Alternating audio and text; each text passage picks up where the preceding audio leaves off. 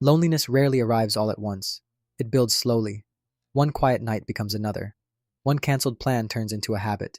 Before long, you start wondering if everyone else received a handbook for relationships that you somehow missed. Everywhere he looked, it seemed like other people had found what he was searching for: couples holding hands, engagement announcements, anniversary photos, happy moments carefully posted online, and every swipe seemed to remind him of what he didn't have. What he couldn't see was that social media only shows the highlight reel. Nobody posts the arguments, the heartbreak, or the disappointment. But when you're lonely, it's easy to believe everyone else has figured life out except you. Then, just when he'd almost accepted being alone, a notification appeared. A simple message. Nothing extraordinary.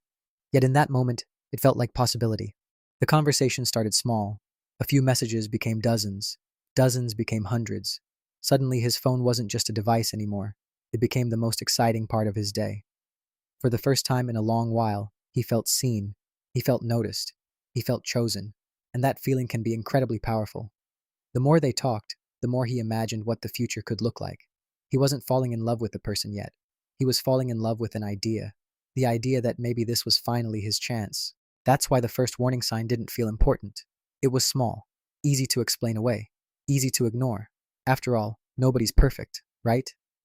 And when his friends voiced concerns, he dismissed them immediately.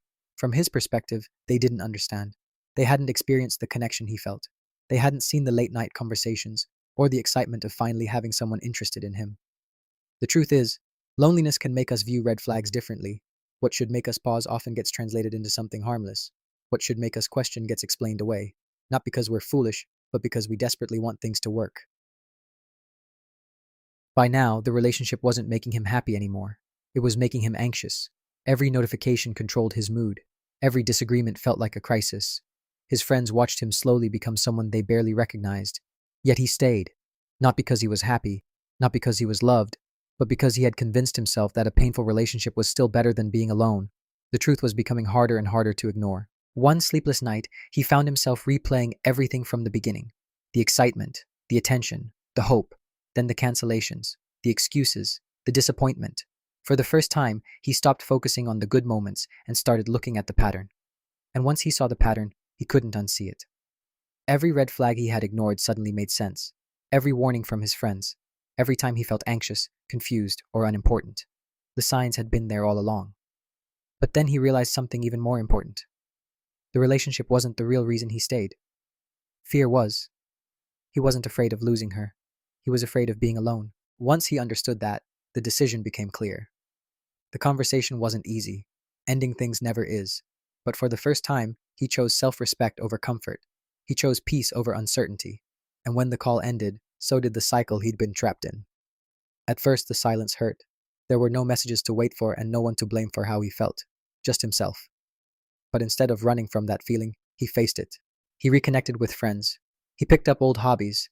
He started investing time into becoming someone he was proud to be. Slowly, his confidence returned. Not because someone gave it to him, but because he earned it himself.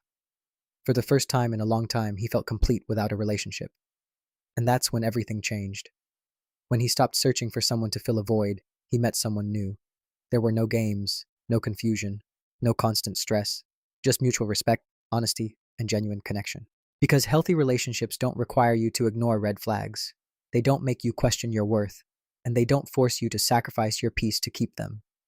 If you're staying with someone because you're afraid of being alone, remember this. Being alone isn't the worst thing that can happen to you. Losing yourself is. Choose yourself first. Build a life you enjoy living. Because when you truly value yourself, you'll stop chasing people who don't value you back. And that's when you'll finally recognize the difference between loneliness and love.